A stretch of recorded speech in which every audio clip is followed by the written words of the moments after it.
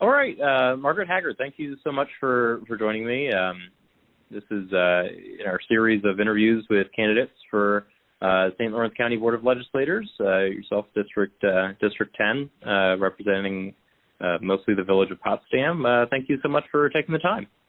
Well, thank you, Vaughn. I'm really delighted to be here today to talk to you because I want people to know about me and to know about what I believe in and have an opportunity to make an informed decision.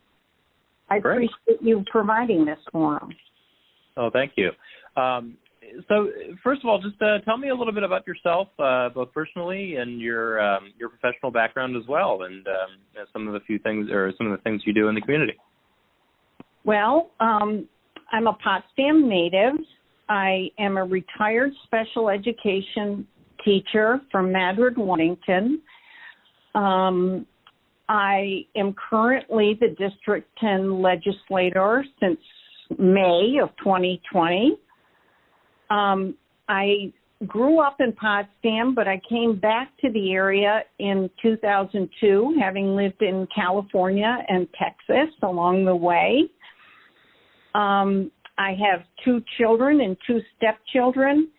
Through my stepchildren, I have 4 grandsons. That's pretty delightful. My 2 children are both graduates of Clarkson University, and my daughter has a master's as well from SUNY Potsdam, so we kept it all in the family right at home here. I am the daughter of a family business that was established here in 1944 by my parents.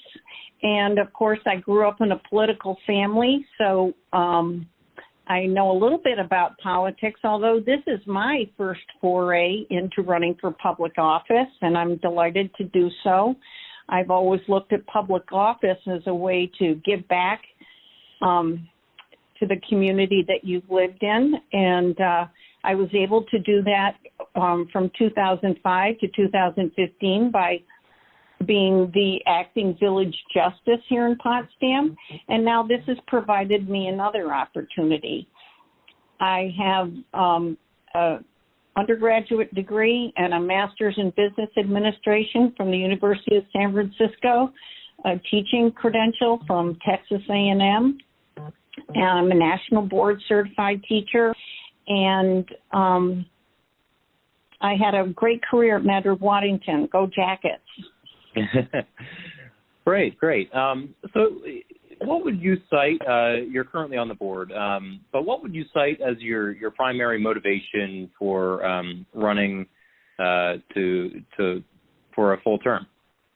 Well, that's easy, and it's not a full term. I've just been fulfilling the last 2 years of the seat that my husband vacated to help kids in social services. So that would just be 2 years. Okay, I don't want to confuse people, but I can tell you what it is in one word, and that's people. I care about our citizens of the county, my constituents, and I care about the people that work for the county. And this is one way to maybe take a look at where we need to work on things and make life in St. Lawrence County a little bit better. Of course, my perspective would be different had we not been in the middle of a pandemic right now. And I think what's happened is the problems and issues that we need to address in excuse me, my computer's making noise, in St. Lawrence County are different now because of the pandemic. And what the pandemic's also done is shown a bright light on some of our weaknesses. And so I think drug use is up. I think the situation in social services has changed because people are financially stressed. There's a lot of people out of work. The schools are under stress. Our hospital workers have had to face so many challenges keeping us alive this whole time. But I'd say if I could do anything to help those people, I'd be very satisfied to do so. I hope I can. Mm-hmm. So that's kind of a good segue. What are, to you, in that you represent primarily primarily the village of Potsdam. What are some things you're currently noticing in the community as some of the most pressing issues right now? Well, there's kind of three sections, Vaughn, when I think about it. I think about the schools and universities, our small business owners, and, of course, our senior citizens. So those three segments of my constituency have all had challenges that maybe the county government, I don't know exactly how, but we need to address. First of all, the universities have done a phenomenal job of bringing kids back and keeping them safe and keeping the rest of the community safe. And we depend on them, of course, so we're delighted that they came back because a lot of our financial health in District 10 comes from student spending and the people who are brought here to work at the colleges. I've been in touch with a lot of the merchants in downtown Potsdam. We have a great growing group of entrepreneurs in Potsdam, and boy, did they take a hit. I hope we can hang on by our teeth to keep everybody up and running, and boy, they've done a phenomenal job. And look at the kinds of regulations and hoops they had to jump through in order to get open again, and I'm really happy that they've been able to do that, but they've suffered financially. And then, of course, our senior citizens have been isolated. And, we've had an increase.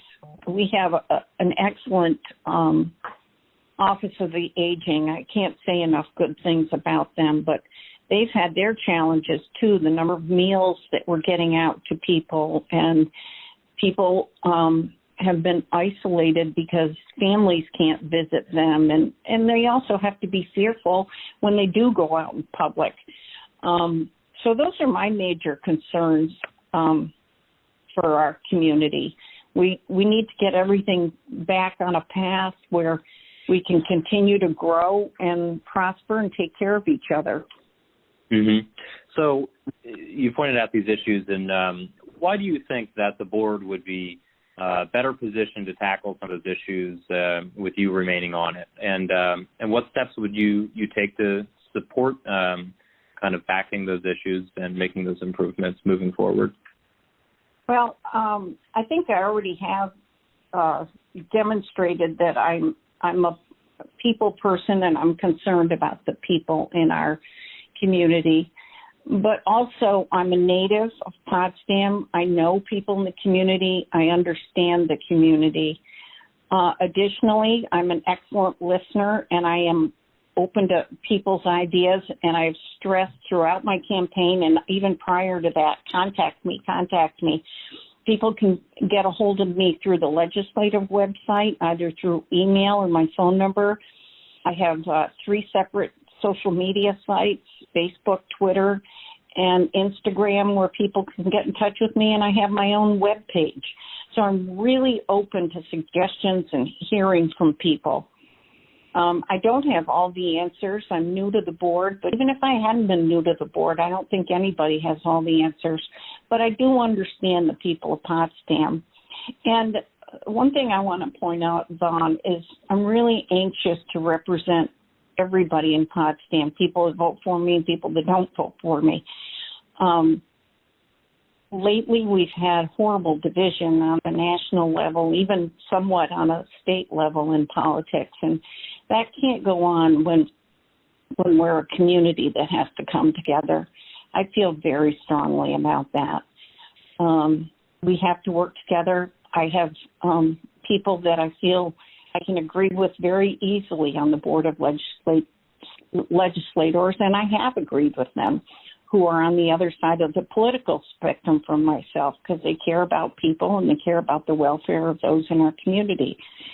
So those are a few of the things that I think make me a good legislator. I'm open-minded, I'm a good listener, and I can work across the aisle.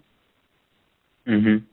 So I wanted to take some time here to also delve into some of the issues that the board is currently considering and will have to continue grappling with into what will be the future here. And I think one of the most pressing ones right now is the budget moving forward into fiscal year 21. So this year's county budget is, as with any other budget, going to be incredibly challenging, very, very uncertain. But I guess the good news at this point is that the county is in a relatively decent position to grapple with it, with sales taxes, at least in the beginning half of this year, being relatively nominally steady, and property tax revenues, or the revenues from there, will likely increase. And there's a decent amount in the unassigned general fund balance. So the administrator is proposing about $3.5 million in appropriations cuts. To what degree do you think the county should dig into the unassigned general fund balance and use those reserve funds for the next fiscal year, and why? Well, first of all, as I said, I started in May, so I was not part of the fund balance build-up, so to speak. But isn't this what it's for? I mean, we do have a healthy fund balance, and when you say it's there for a rainy day, well, it's pouring out. This is the time to use that money. We're in a good situation. We're probably in a better situation than many municipalities or municipal organizations.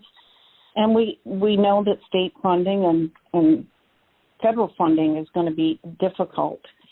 I haven't gone line by line through the budget yet, to be honest with you, but I know that there are some cuts that have to be made. It just has to be in the areas where we are not going to jeopardize people, and that one of those areas would be the Department of Social Services. And, of course, our infrastructure is critical right now. There are a lot of things that need repair. Anybody who drives around St. Lawrence County knows that we have bridges out, we have roads that are in disrepair. We also have an opiate problem and a lot of kids in the care of social services right now. And, you know, many of these positions in the county are reimbursed by the state at a high percentage. So we need to look at what those positions would be too. I feel like the fund balance is there to take up the slack. For example, recently we voted on whether to increase we were going to put an increase in co-pays for medications on our retirees. That did not meet with retirees very well, as you can imagine. That's something that we will have to absorb as a board, I believe. This is my feeling. You can't spring this on people, particularly people that have been retired for over 30 years and are on a fixed income. That kind of increase without any warning is unfair, and you wouldn't want it, your mother or yourself or your grandfather, anybody to have to face that. So that might be an area that we could use fund balance monies to offset. And then grandfather it in over a series of years as people retire instead of laying it on people. We heard from a lot of people in the public about that. Did you want to say something? No. Okay.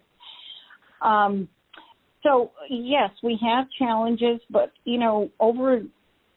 I heard one of my fellow legislators just recently say we've cut 300 positions.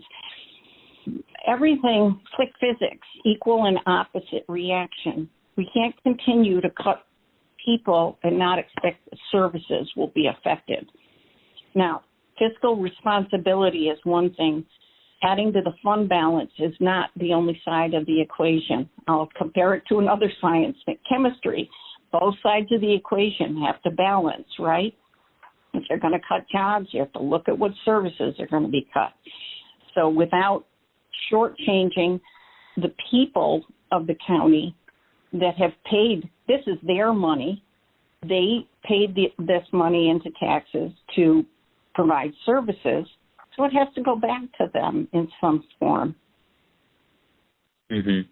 So I want to switch gears a little bit, and you've mentioned it a few times, but the Department of Social Services.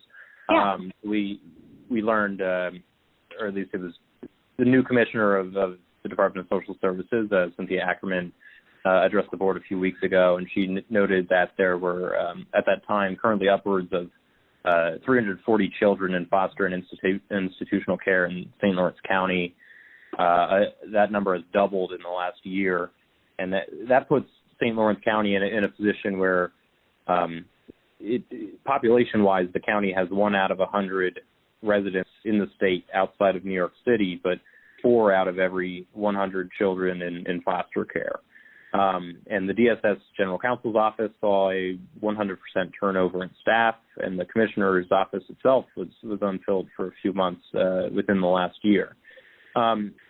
In your studies of this, what do you believe are the root causes for this situation with foster and institutional care, and what are some actionable steps you would push for on the board to help try and solve that issue? You know, Vaughn, I'm glad you asked me that because, first of all, there's misinformation or some sort of misunderstanding out there that I cannot be involved in social services or DSS at any level. Prior to taking this position, I sought, before I accepted the offer from the Democratic Committee, I sought an opinion from the Ethics Board about my husband being employed as general counsel to DSS, and I received an ethics opinion, and consequently, Mr. Lightfoot sought and received an ethics opinion that further defined what I must recuse from, and there are only a very few things. So I wanted to be really clear that I'm not conflicted in any way, and I can function fully as a legislator when it comes to social services. That being said, to be clear, though, just to be clear, with that ethics opinion, you have chosen historically to abstain from voting on measures related to social services. Is that correct to say? No, that isn't the most up-to-date viewpoint. After Mr. Lightfoot sought an opinion about me, the Ethics Board came back with an opinion that was written by the, in fact, I have it right here, sorry, the Attorney General's office in 1992, and they hung their hat on this opinion. And what it says, and primarily he was asking about executive sessions, okay? But what this ethics opinion says is that there are 3 areas that I should be abstain from voting on. And those would be the terms of David's employment, his salary. This is your husband, yes. Yes. David Haggard, my husband, general counsel to DSS, the terms of his employment at all, whether he stays or goes, and of course his salary. But any reasonable person would say that makes sense. So that's the latest opinion after the first opinion that they gave me. So this would be the follow-up opinion that I was given. Mm-hmm. But I think getting back to your question, I just want to make that clear because I think there's a misunderstanding out there, and I understand where it's coming from, but there's another chapter, okay? People kind of missed the second part of it. You know, we have a serious opiate problem and drug problem in general in St. Lawrence County. The board was recently apprised of the situation with babies being born addicted. And I know this number won't sound like a lot, but you think of 21 little humans born addicted this year. 21. That's a lot of little babies born with a drug problem. Now, I understand that addiction is a horrible disease, but when I think about those little babies, it's just frightening to me. and you mentioned the number of kids in foster care. That has to be addressed, but it has to be addressed with the proper number of people employed, and there has been a concerted effort to get people into social service so that we can deal with it. If they could deal with it, I think the number's like it costs $14.11 or something like that per day to keep a child in foster care. But with the number in foster care reduced by just say like 50 kids, all right? We're not even talking about the 150 that it grew by. We could save $250,000 over a year. And this is kids without any special needs. I'm not talking about kids who have special needs. So we have to commit resources to this. And as I said, many of the positions in social services are reimbursed from the state at over 80%. I'm not sure exactly what the number is. And you're right. You've done your research, Vaughn. I'm impressed. We are approaching the numbers of a county that doesn't look anything like St. Lawrence County or have any of the same demographics. So we do have a problem there. Mm-hmm. Yeah. And having been a teacher as well, we're required reporters. And so kids spent a lot of time at home, maybe not in great situations the past 6 months, all right? So in the teaching profession, you see kids on a daily basis. You can follow how they're doing. You do get involved with families. If you don't, you're probably not doing it right. You get involved with families, and especially in our smaller school districts up here. So kids were out there, sometimes without food, sometimes without supervision, sometimes with, let's be honest, parents who are financially stressed, who may have substance abuse problems. This is going to exacerbate the situation and cause more kids to go into care. We have great employees in every department, but they can't do the job in any department if they don't have enough people to do it. So I think the pandemic has not helped the fact that there were kids that fell through the cracks, so to speak. Mm-hmm. So you're suggesting a big part of this is to increase staffing at DSS in some of these departments? Yeah. Well, let's get up to the levels. I'm not a micromanager. I am not the person that runs these departments. I represent District 10. Somebody like Ms. Ackerman or the people from other departments, they're the experts. When they come to us and say, this is what I need, and I hope they would come to us and say, this is what we need, I think we need to support those people. They're in those positions because they're good at what they do, okay? I don't think there's any question about the quality of people that work for the county. I can't say enough good stuff about them. And whether it be additional resources for people or additional resources for something else, that's not my call. It's the call of the people that run these departments. And from what I've seen, they know what they're doing, and they can bring it to the board, and the board can address it. But we shouldn't micromanage because we're not the ones on the front line. Mm-hmm. Does that answer your question? Yes. Okay. So I wanted to pivot. We have about probably about 6 or 7 minutes left here. I do. I wanted to keeping everyone's time as fairly as possible. Okay. I wanted to get your thoughts on the county's response to the COVID pandemic.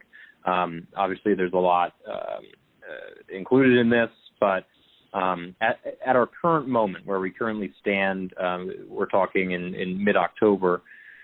What should county leadership, this includes public health, the reopening task force, and the board, be doing differently, if anything, in your opinion? Well, I want to say that I think public health.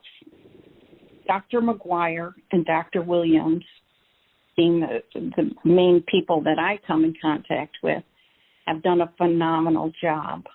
I wouldn't in a million years tell you what I think they should do differently, because from my perspective, they've done everything right. Okay? That being said, I want them to come forward and say what they need from us. They have been put under so many different constraints. They had to open 4 universities, numerous public school entities, make sure businesses were okay. The breadth of what they've had to cover has been a huge challenge. So all I would say is we need to support their efforts. Public health is given us updates every single meeting that we've had and have really done a phenomenal job. My one concern is that we have trouble hiring people because in some areas, such as nursing, we're not competitive. We don't pay a real competitive wage. And in order to get people and keep them, instead of it just being, I'll take this until I can find something else, because as you know, anybody in business would know that turnover is expensive. I'd like to see us be a little more competitive in terms of paying nurses. They're worth it. Look what they do for us. They keep us alive. So I would want anybody who needs anything to get through this, let us know what that is, and then that way we can address it. That doesn't mean you got a blank check, but we can't know what we don't know unless they tell us. And I depend on these people. I think they're good people, and I think they've done a good job. Mm-hmm. So we only have a few minutes left here, but unfortunately this isn't a thing that it doesn't take too much time. But as you mentioned earlier, especially when it comes into the Department of Social Services and a lot of the foster care situations, is addiction and addiction treatment. Yes. What is your current brief assessment of the care for individuals dealing with addiction and also mental health in St. Lawrence County? And could the county be doing better in an overarching strategy to assist those kind of efforts? Well, first of all, who couldn't do better at anything? I mean, even the most accomplished athletes can get better at what they do. So I'm sure we have room for improvement anywhere in the county. But I want to talk specifically about the methadone clinic. This is an ongoing issue, which I'm sure, since you are very much up on what's going on, know all about. But we've had a presentation to our board regarding 3 providers, one of whom's the county. Now, my question to the board is, why would 2 profit-making institutions want to have this service if it weren't going to provide money? Most businesses, I'm going to use that very loosely, do not line up to get the access to let's say the methadone clinic, if it's going to be something that's a drag on their resources, okay? So I feel pretty strongly our county could do that, okay? Our county has the capability, and also we're not in it just to make money off people. That being said, it is a moneymaker. It's been projected to bring in close to $1.4 million a year. That's good revenue for the county. But there's 2 other things that I think are really important, Vaughn, and that is, number one, we're a provider of last resort, okay? We don't turn people away. Now, the other entities might say we don't turn people away, but in the meantime, they're looking for insurance to pay them somehow. We don't have to do that. Secondly, we don't discharge people administratively. anybody who has had any experience or anybody in their family who's had a problem with addiction might know that first time isn't always a charm. Fourth time might not always be a charm. So when people are administratively discharged, that means they weren't cooperative or they didn't show up. The county won't turn those people away. And unfortunately, there might be those people. And I think that it could not only be a moneymaker for the county, but could provide services for everybody, regardless of financial or insurance access. And honestly, do we know that people are going to have the same insurance they've had given what's going on right now in the Supreme Court? We don't know what the insurance situation is going to be coming down the pike. So I think we need to take a hard look at that. Mm-hmm. And, drug use increases when financial situations change. And vice versa. There's a lot of cogs in the work. And when people are out of work, they feel hopeless and they turn to using substances. So I think it's a much more complicated picture than we like to think. Mm-hmm. There's a lot of moving parts. All right. Well, we're just about at time here, so unfortunately I have to cut you off. I know we could, I'm sure we could chat about these issues and plenty more at much longer length here. But Margaret Garner Haggard, I really greatly appreciate you taking the time, and thank you for talking. Vaughn, I appreciate you calling me and asking me these questions. I'm always open to talking to you. Please never hesitate. Thank you very much. Thank you. And for those tuning in, all these interviews are available at nny360.com.